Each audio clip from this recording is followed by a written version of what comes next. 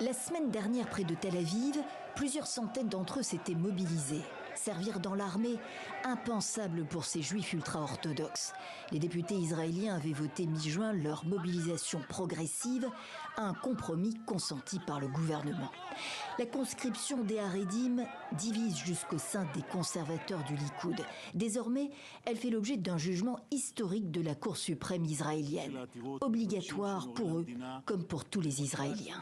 Mais dans le quartier ultra-religieux de Mea Shearim, où sioniste est un gros mot, les réactions sont sans ambiguïté. Seul Dieu nous protège, c'est ce que je crois. Vous croyez peut-être que l'armée vous protège, ce n'est pas le cas. Et donc, nous ne rejoindrons pas les rangs de l'armée.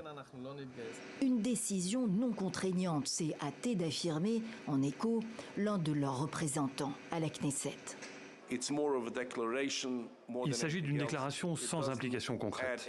Alors c'est très difficile d'accorder un quelconque crédit à ce jugement qui ne veut pas dire grand-chose.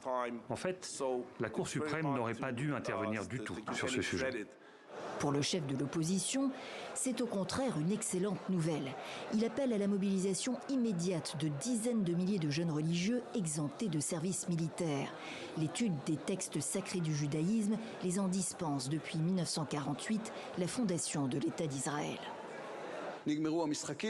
Les petits arrangements sont terminés. L'époque où certains déclaraient qu'ils mourraient sans servir et où d'autres perdaient la vie à l'armée est terminée. 8 mois après le début de la guerre à Gaza, la conscription de tous fait consensus pour une majorité d'Israéliens. Tout le monde doit faire sa part en temps de guerre. L'armée n'a pas assez de soldats et les Haredim doivent contribuer à l'avenir de ce pays. 66 000 jeunes hommes pourraient en théorie venir grossir les rangs de l'armée.